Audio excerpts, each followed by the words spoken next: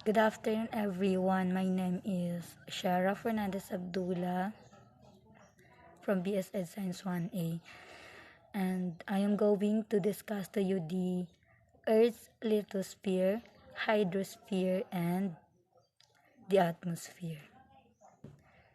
So the lithosphere is from the Greek word lithos, rocky, and sphere for spira. And it's also lithos means stone. The lithosphere is the top layer of the Earth because the Earth consists of land and water.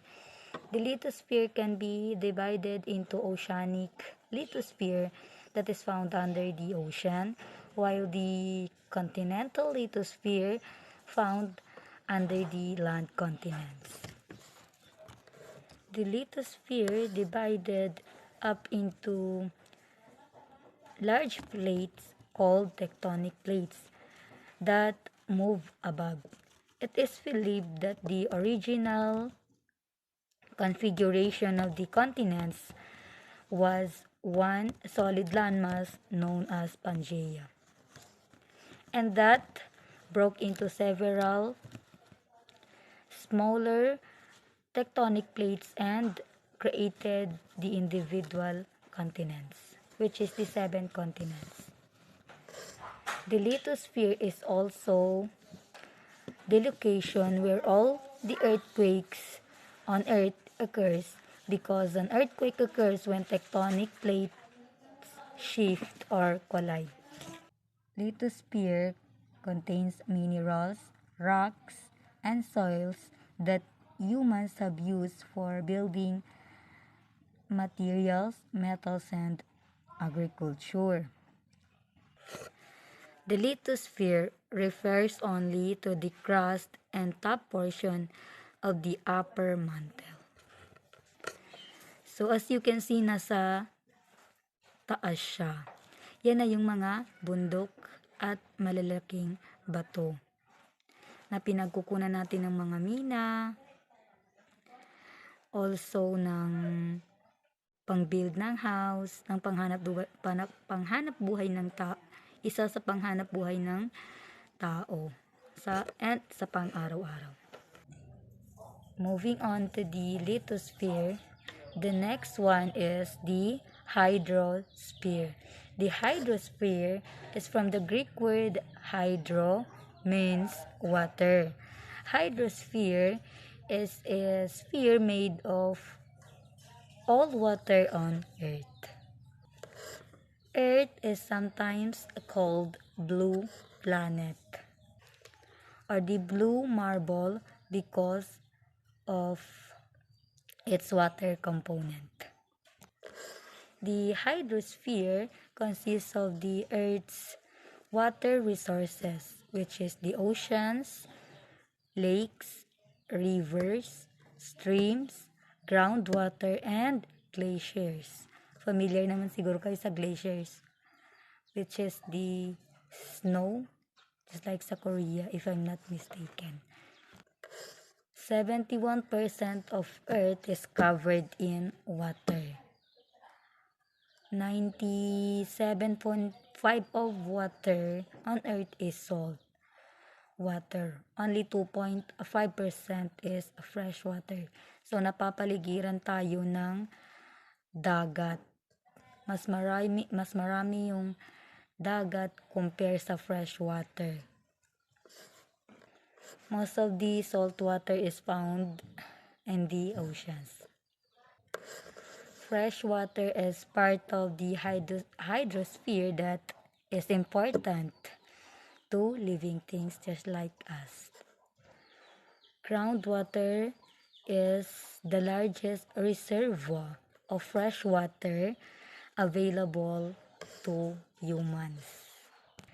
Hydrosphere is a dynamic mass of water that interacts with each of Earth's sphere, and that is the water cycle. The hydrosphere is all around us, includes all of the water covering both in liquid and solid form. The last one is the atmosphere. By the way, if napapansin nyo na nakatingin ako sa kabila kasi nandito yung PowerPoint ko. So let's discuss the atmosphere. The atmosphere is a thin layer of gases on air. Ito yung nasa taas. Earth's atmosphere is necessary for respiration by most living things. Atmosphere protects Earth's inhabitants from harmful radiation from the sun and helps to keep the planet at a temperature suitable for life. The right amount of temperature is given by the sun during daytime and retained by Earth's atmosphere during nighttime. The atmosphere is the blanket of air that surrounds the Earth. Nakasurround sa atin yung nasa taas, sa himpapawid. It is held near the surface of the planet by Earth's gravitational attraction. The atmosphere is a mixture of gases that surrounds the planet. On Earth, the atmosphere helps make life possible. This is one of the most important to us as a humans. Kasi ito ang gases na mga nilalabas natin and yung air. Its composition is divided into the major components and variable components. The major components include the gaseous compounds, which is the nitrogen and oxygen, along with the trace gases. These major components provide the air that people breathe and trap the outgoing infrared radiation to keep Earth warm. Hindi naman siya ganun ka-init. And sabi nga nila, manipis na daw ang ating atmosphere kasi nararamdaman na daw natin ang init ng araw, which is di natin alam kung totoo or hindi. The atmosphere is made up of 78% nitrogen, 21% oxygen, and 1% of trace gas. Water vapor and aerosols are the variable components. This is responsible for weather and climate. The atmosphere is divided into 4 different layers, which is the troposphere, stratosphere, mesosphere, and thermosphere. The atmosphere is the totality of weather conditions surrounding a particular location. It includes all the air surrounding Earth. The air in the atmosphere and even outer space. The word atmosphere is derived from the Greek word atmos, meaning sphere of air, which is found in many ancient Greek words. For weather or climate, most notably tropos for wind and climate change. An example of atmosphere is the ozone layer, which is sabi ko nga yung hindi siya atmosphere yung manipis na, which is the ozone layer na manipis na daw kaya nararamdaman natin yung mainit. The ozone layers which make up the Earth's skies as we see it. An example of the atmosphere is the air and gases contained inside a greenhouse. Sabi ko nga, yung kung paano tayo mag-breath, kung ano man yung nilalabas natin, this is one of the nakapaloob sa atmosphere. Kasi air siya. And also a gases. To sum it up, the lithosphere is like the mountains, volcanoes, and then the rocks under the ocean. Ayan sila. And then the hydrosphere is the water na nakapalibot sa atin fresh water man yan, salt water, yan ang hydrosphere. And then, the atmosphere is the air and gases na pumapasok sa katawan at lumalabas atin. Hindi lang yan, isa pa to sa nagpo-protect sa earth para hindi natin maramdaman yung ganun kainit ng araw. Parang maintain lang, suitable for life. Hindi siya mainit, hindi siya malamig, ganun ang atmosphere. So thank you and I hope you learn from my report.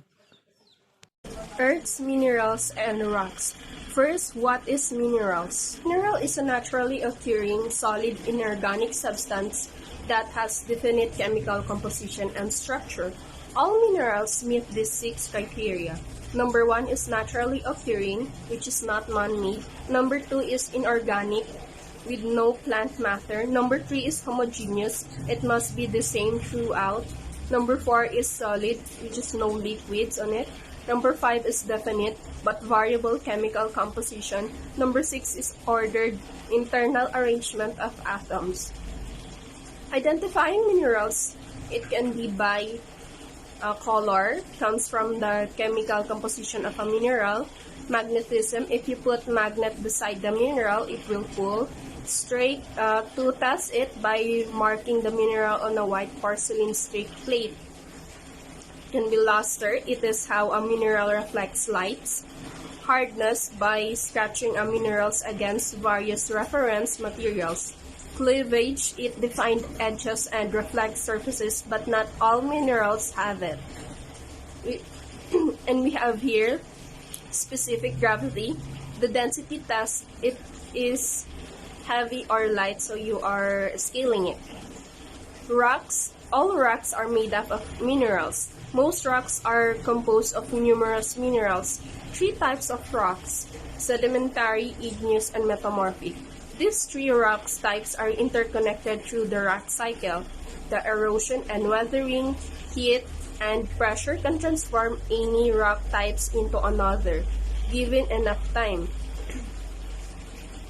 Sedimentary rocks formed by the deposition of sediment or precipitation of minerals at or near Earth's surface. You can identify it by grain size, grain sorting, grain shape, reaction with dilute hydrochloric acid, and layering, like sandstone.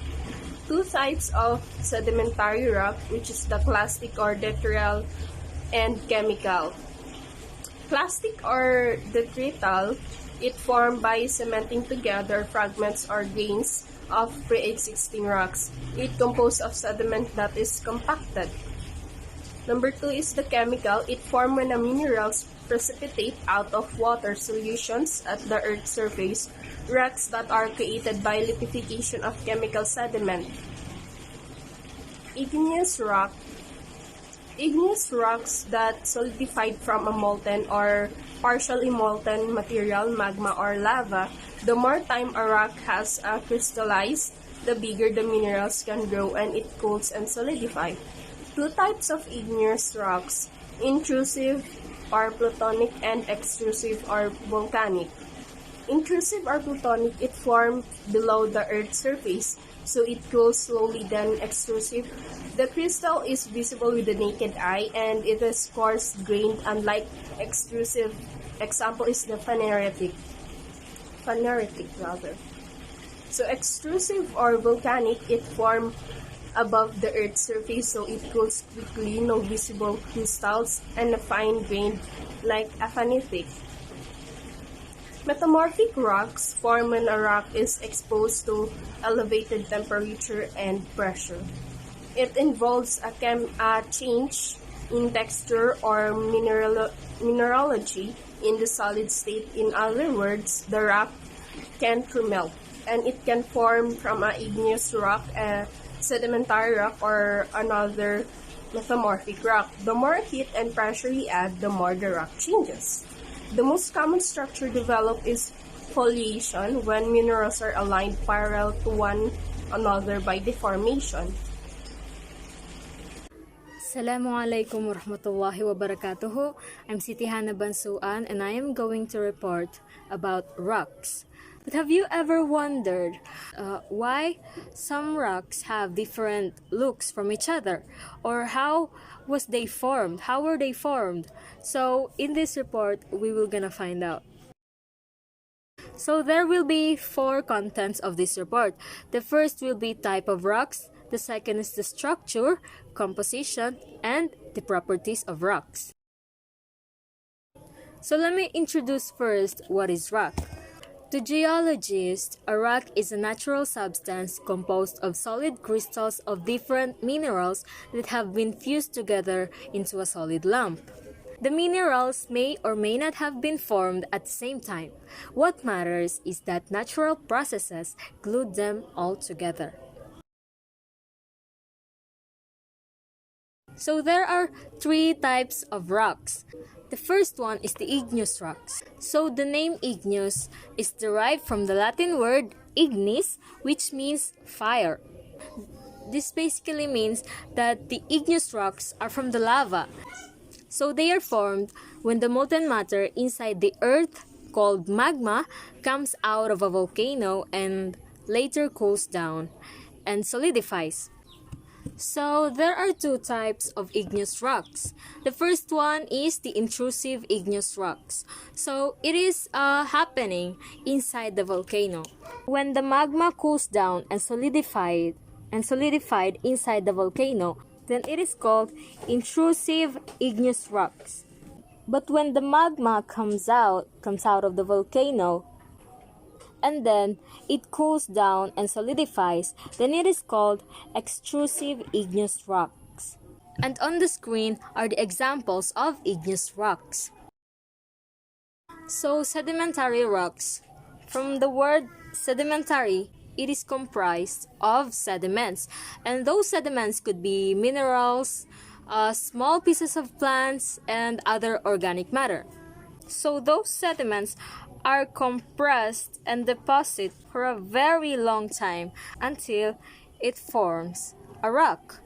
Sedimentary rocks are generally found on the oceans or on the lake beds, or also on the rocky surfaces of Earth's crust. So on the screen are the examples of sedimentary rocks. And the last type of rocks we have is the metamorphic rocks. So metamorphic rocks are the combination of the igneous rocks and the sedimentary rocks. So how do that happen? So when the igneous rocks and sedimentary rocks are exposed to high temperature and pressure, they undergo change. They are compressed together, and it happens for a long time too, just like sedimentary rocks. So they will be melting until they will form another rock, which is the metamorphic rocks. So that process is called metamorphism, that we will also gonna tackle about later on the report.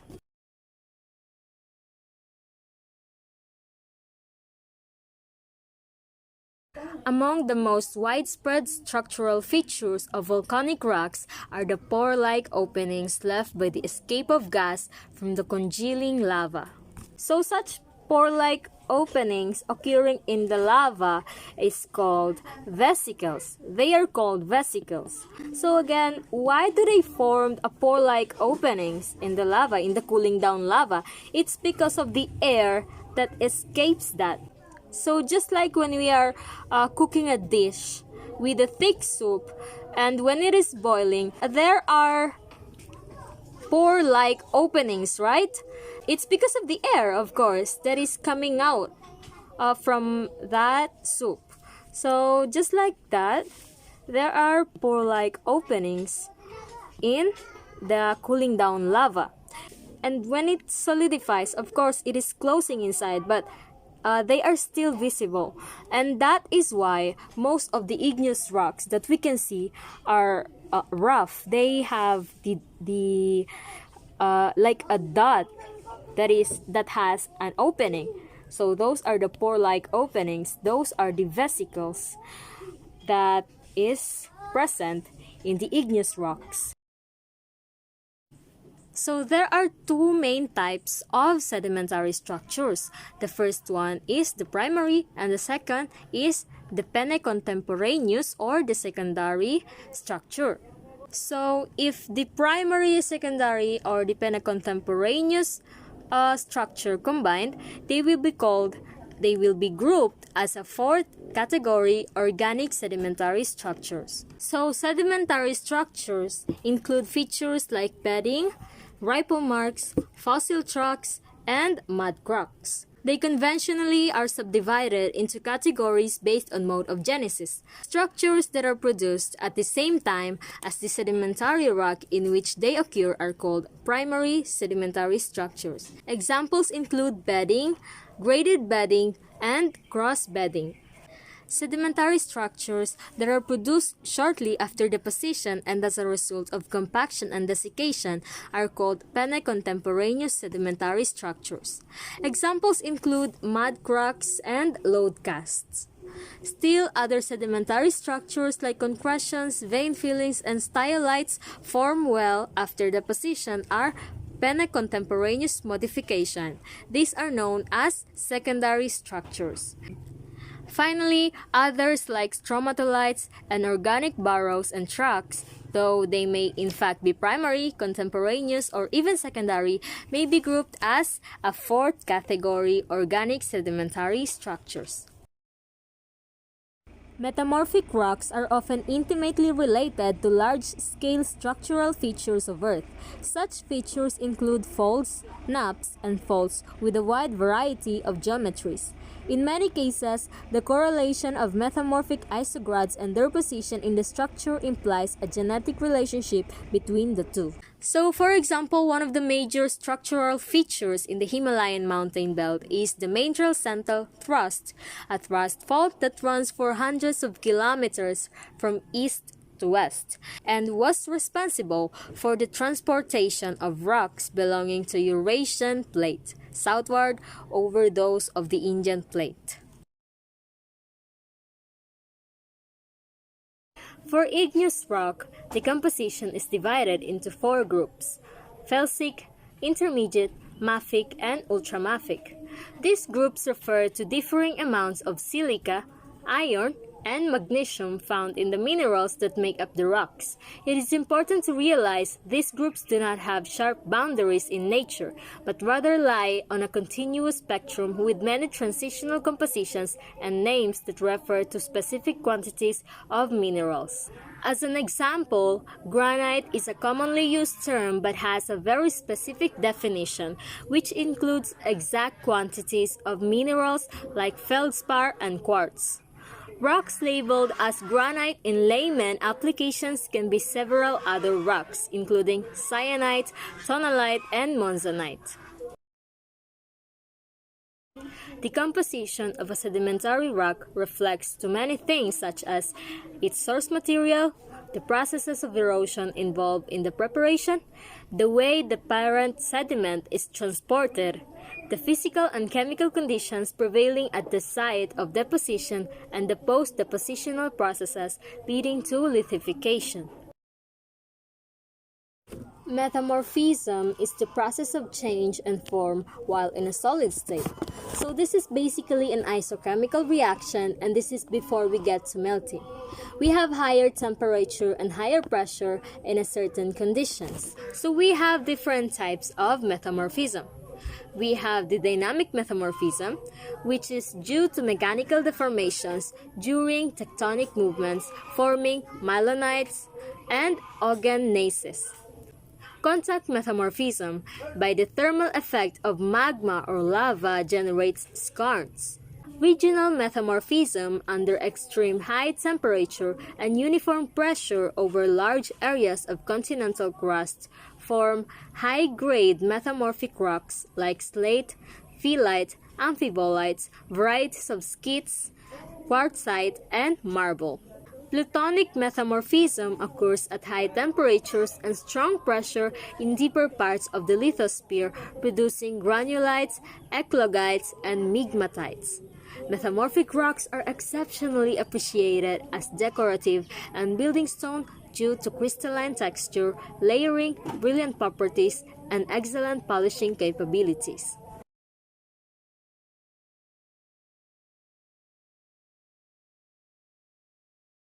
Properties of igneous rocks. They all contain minerals. The majority are made up of silicate materials. The process of igneous rock formation cannot be directly observed. They can be fine-grained or close-grained. Lava that cools quickly often has a glassy texture. So what two properties are used to characterize igneous rocks? The igneous texture describes whether the rock has mineral crystals or is glassy, the size of the mineral grains, and the rock's porosity. Sedimentary rocks may contain fossils of animals and plants trapped in the sediments as the rock was formed. What are the four properties of sedimentary rocks? Four basic processes are involved in the formation of clastic sedimentary rock. Weathering, caused mainly by friction of waves, transportation, where the sediment is carried along by a current, deposition and compaction, where the sediment is squashed together to form a rock of this kind. Metamorphic rocks were once igneous or sedimentary rocks, but have been changed as a result of intense heat and pressure within the Earth's crust. They are crystalline and often have a squashed texture. What are the two properties that help classify metamorphic rocks? As with igneous and sedimentary rocks, metamorphic rocks are classified on the basis of texture. It can be grain size, shape, orientation, and mineral composition. Thank you. Good day, my name is Ryan Zachariah and I will be going to present what is fossils and its types or kinds. So let's talk about what is fossils. Fossils are the preserved remains of plants and animals whose bodies were buried in sediments such as sand and mud, under ancient seas, lakes, and rivers. Fossils also include any preserved trace of life that is typically more than 10,000 years old. Fossils tell us something about the appearances of ancient life forms for us to know their life forms back then. So let's talk about the types of fossils. We have 5 types of fossils here, which is body fossils, molecular fossils, trace fossils, carbon fossils, and pseudo fossils. Body fossils. The first type, body fossils, are the fossilized remains of an animal or plant, like bones, shells, and leaves. This can be mold and cast fossils. Like most of the fossilized dinosaurs, skeleton, and big bones, we see replacement fossils like petrified wood or whole body fossils, mammoths caught in the ice, or insects trapped in amber. Body fossils are the most common type of fossil found across the world. They are formed from the remains of dead animals and plants. Most body fossils are the hard parts such as teeth, bones, shells, or woody trunks, branches, and stem. Body fossils are ranged in size from tiny living things that can only be viewed through microscope to gigantic dinosaurs. The second type of fossil are the molecular fossils. Molecular fossils are often referred to as biomarkers or biosignatures and represent products of cellular biosynthesis that are incorporated into sediments and eventually into a rock. Many of these chemicals become altered in known ways and can be stable for billions of years. Unlike physical fossils, molecular fossils do not contain material derived directly from the original organism itself, but rather are biomarkers that represent some of its specific chemical composition and provide a signature. The third type of fossils are the trace fossils. Trace fossils are marks left by an animal or plant that has made an impression. These fossils include nests, burrows, footprints, or any other markings of the animal's time on the earth. The structure of the animal or plant remains as a mineral form. The colors of the minerals that replace from the form can be dazzling. Sometimes they are made into art and jewelry. These fossils are different from body fossils that preserve the actual remains body of such shells or bones. The fourth type of fossil is the carbon fossils. All living things contain an element that is carbon when an organism dies and is buried in sediment. The materials that make the organism break down and eventually only the carbon remains. The thin layer of carbon left behind can show an organism's delicate parts like leaves or plants. For example, fern fossil 300 million years old. Carbon film fossils can often preserve information about the original organism's shape, features, and evolutionary placement. The last type of the fossils is the pseudofossils. Sometimes watery solutions of various minerals speed through the sediments and it takes the shape of some plant, part, or animal. Their study shows that they are neither plants nor animals. Such fossils are called pseudofossils. Pseudofossils may be misleading, as some types of mineral deposits can mimic life forms by forming what appear to be highly detailed or organized structures.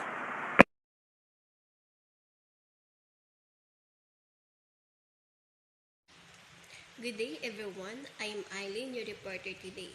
In today's session, I am going to discuss the geothermal energy in its composition, types, and samples.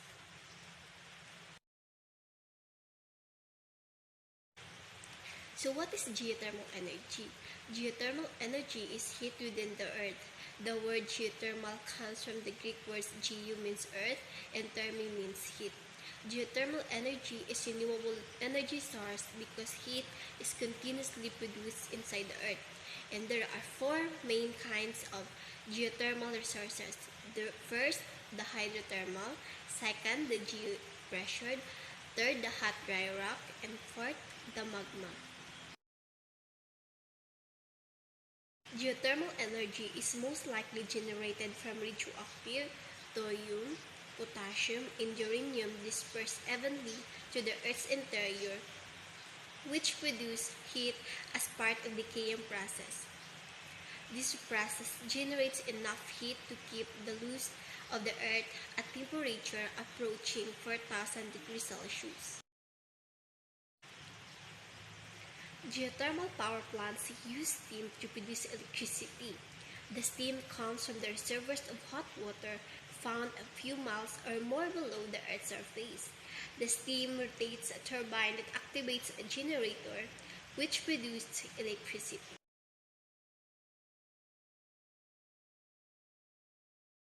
Dry steam plants use hydrothermal fluids that are primarily steam.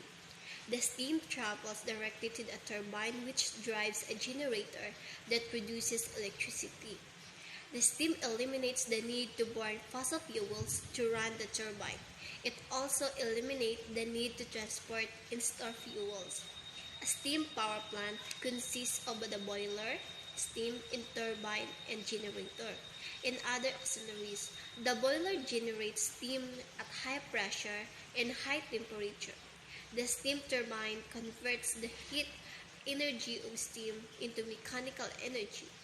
The generator then converts the mechanical energy into electric power.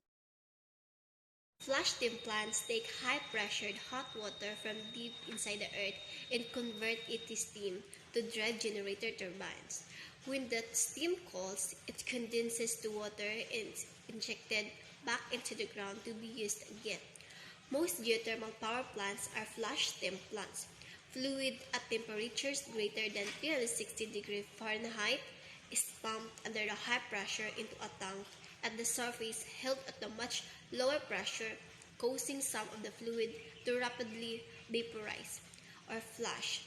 The vapor then drives the turbine, which drives a generator.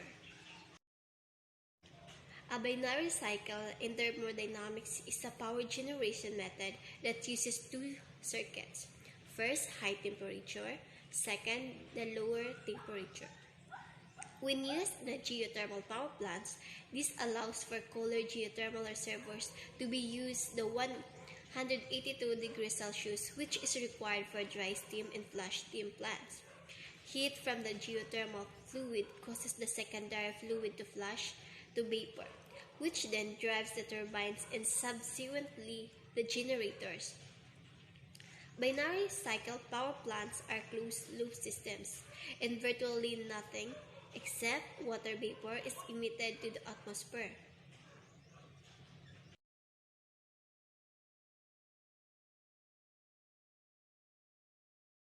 Hello everyone. So for now, I discussed about the uses, advantage and disadvantage of geothermal energy. Geothermal energy can be used in different ways depending on the resource and technology chosen. Heating and cooling building through geothermal heat pumps, generating electricity through geothermal power plant, and heating structure through direct use applications. Now, let's proceed to the geothermal heat pumps. Geothermal heat pumps are used for space heat and cooling water as well as the water heating. And the benefit of ground source heat pumps is they concentrate naturally existing heat. During winter, the water or refrigerant absorb warmth, and the pump brings this heat to the buildings above. And in the summer, some heat pumps can run in reverse and help cool is in the building. So now we can proceed to the geothermal power plant.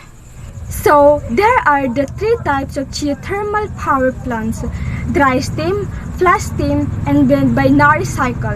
So dry steam plants use steam directly from a geothermal reservoir to turn generator turbines. Steam plant to take high pressure hot water from deep inside the earth and convert it to steam to drive generator turbines. When the steam cools, it condenses to water and it injection back into the ground and to be used again. The last one is binary cycle power plants. Binary cycle is to transfer the heat from geothermal hot water to another liquid. So that is the three types of geothermal power plant. Example of direct use geothermal energy is to hot spring used as spas, heating water at fish farm, and to provide heat to buildings, rising plants in greenhouses or the dining clubs, and to provide heat to industrial processes. Now, let's proceed to advantage and disadvantage of geothermal energy. Advantage: geothermal energy resourcing is good for environment. Geothermal energy is a reliable source, renewable energy. Geothermal systems have high efficiency. There is not a little geothermal system maintenance needed. There is unlimited supply for geothermal energy. So the disadvantage is their extraction for geothermal energy causes greenhouse emissions. There is a possibility of depression in geothermal sources. There is high cost investment needed for geothermal system. It is hard to implement geothermal system in big cities, and geothermal reservoirs cannot easily be found. And that's it for today. Thank you. Forms of energy. What is energy? Energy is defined as the ability to do work or the capacity of an object to do well. There are different types of energy or forms of energy: thermal energy, chemical energy, electrical energy, sound energy, light energy, nuclear energy, and mechanical energy. I will discuss each and every types of energy. Although there are many specific types of energy, but the two major forms of energy are kinetic energy and potential energy. Kinetic energy is the energy in moving objects or mass. Examples include mechanical energy, electrical energy, light energy, sound energy, thermal energy.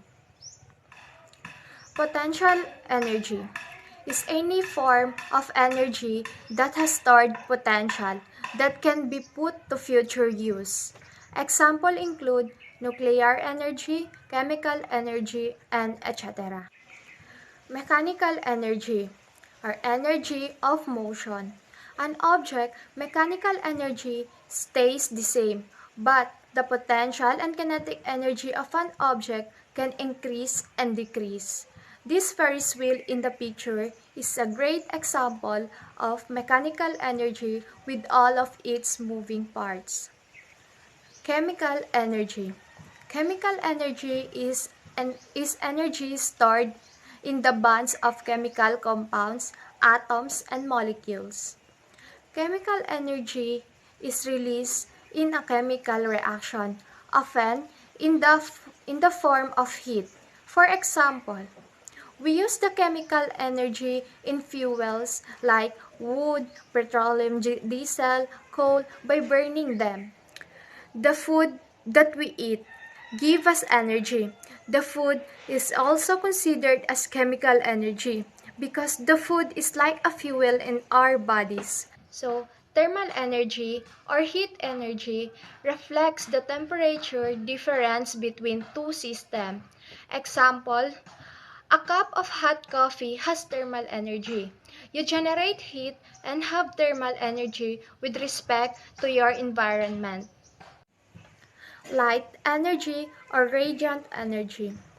Light energy is a kind of kinetic energy with the ability to make types of light visible to human eyes.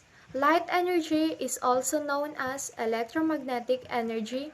Electromagnetic refers to the way the energy travels in wavelengths in electric and magnetic fields. Electrical energy. The electrical energy of moving electrons. Electrical energy can consider both potential energy because the magnet is changing position and kinetic energy because the electrons are moving. Sound energy caused by an object's vibration, a form of potential and kinetic energy. To make an object vibrate, work must be done to change its position. Example, when you pluck and release a guitar string. When the guitar string moves back to its original position, it has kinetic energy.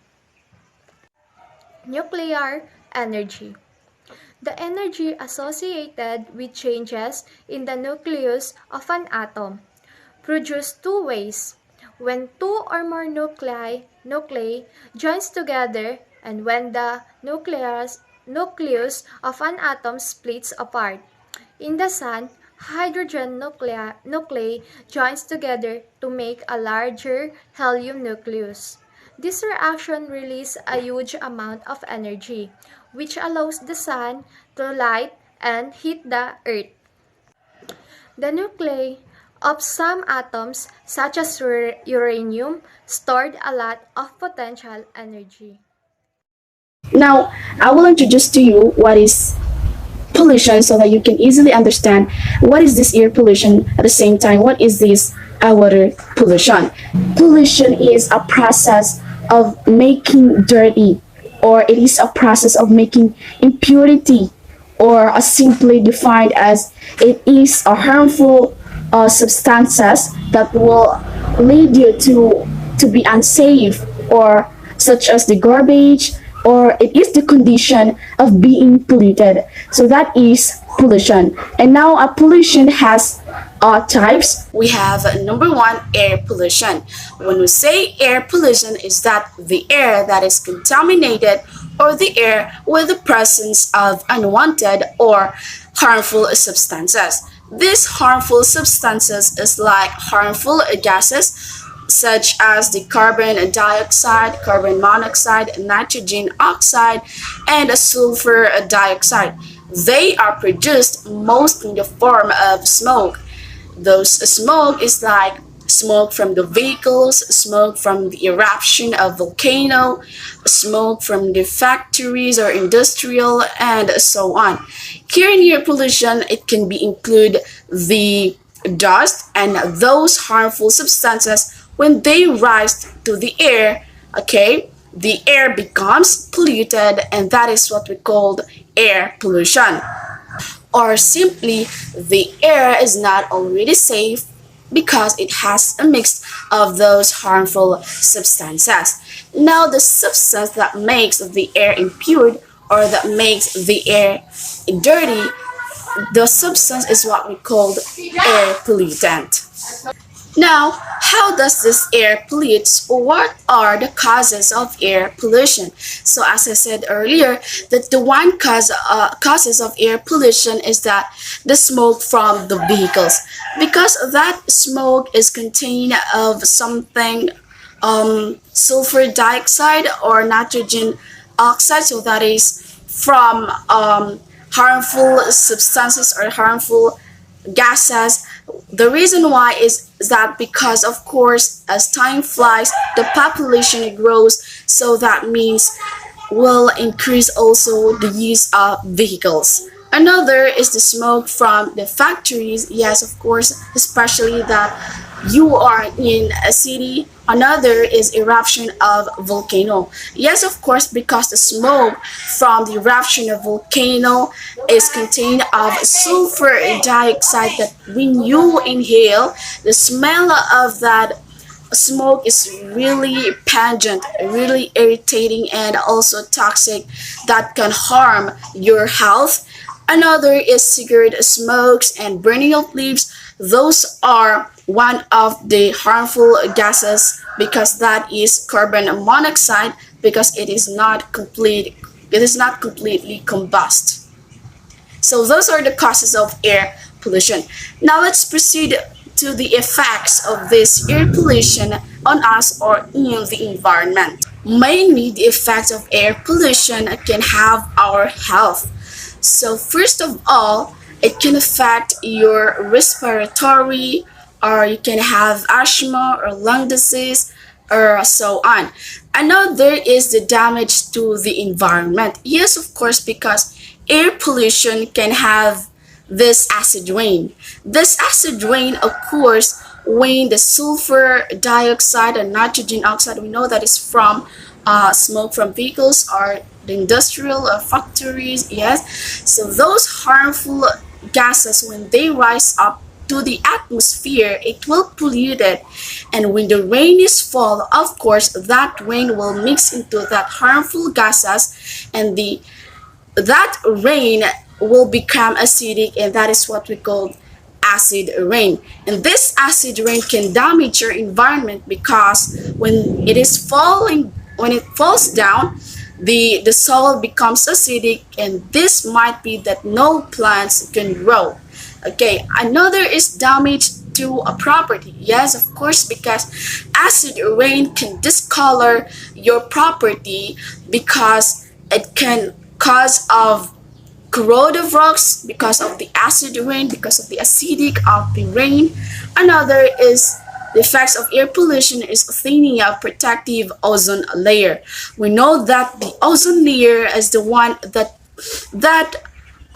protect us from the heat of the sun, and it will only thin it because of the burning of materials or those smokes, in which this can lead to a climate change. This climate change is a long term of changing weather or in a temperature over a long period of time.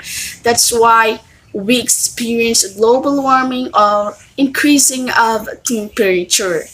Okay, let's proceed to the other type of pollution, which is water pollution.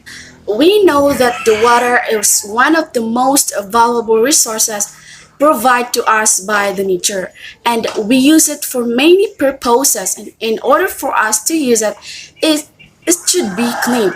Now, the water pollution is that making the water dirt or impure, which can alter the quality of water, or it is not already safe to use, or it is not suitable to use by addition or discharging of those harmful substances. Okay, that is water pollution.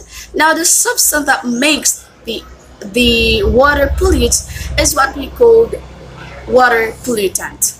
The causes of water pollution is domestic waste or domestic activities like the household waste, such as bathing animals, washing clothes, washing utensils, or throwing our garbage into the water bodies. Another is sewage waste that is contained of human urine, okay, human feces. Another is solid waste, from the word itself, solid, and then waste, like those plastics, okay, mineral plastic, polythene, and it not just pollutes the water, but of course it could block the passageway of the water. Another is industrial waste. Yes, because industrial waste has many wastes, like waste of the papers, rubber, and I can say that industrial waste has a toxic chemical waste, and they flow it to water bodies. And the last is oil industry. Yes, of course, because it can spread into the water and then pollute the water. Now let's proceed to the effects of this water pollution. We have number one, death of aquatic organisms. Of course, because the water is already contaminated with those harmful substances. So the living aquatic organism can danger them, and in which can lead them to death because the water is not safe for them to live. The second, rivers are changed into dustbin. Yes, of course, because if we continue to throw our garbage or our waste products into the rivers, it will really turn into dustbin because the pollution in the water will also increase. Okay? And when this pollution in the water increased further, of course, we will experience shortage of drinking of water because we will not drink polluted water. And even once you drink a polluted water or that is impure, it can cause of typhoid, cholera, or diarrhea, or something that it can affect our health. Let's move on to deforestation. It is a process of cutting or clearing of trees or removal of the forest used for different purposes. The causes of deforestation are shifting cultivation. Mostly people will cut down the trees or burn the trees for agricultural purposes, such as they want to plant it rice fields or other agriculture purposes. The second is commercial logging. So they will use heavy machinery to cut the trees for sale as timber or for housing. Another is mining and dumps, and we know that mining and dumps, it requires a large amount of land, so they will cut down the trees. The last is urbanization, in which they will establish buildings, housings, will create roads or for the development of an area. The impacts of this deforestation are soil erosion. Of course, when trees are gone, there is no roots that can hold the soil in a place. Disruption of cycle. If the trees are gone, there will be less water released into hydrologic cycle. Reduce of biodiversity. We know forest is often the habitat of species. So when trees are removed, their lives are affected. Climate change. When trees are cut or burned, they become carbon dioxide source which can increase the temperature and lead to a climate change. Disruption of livelihood. Most of us depend on forest for medicine, hunting, or for source of foods or forest products. So when trees are gone, it can affect our livelihood. This is the end of my lesson. Thank you for listening. I hope you learned.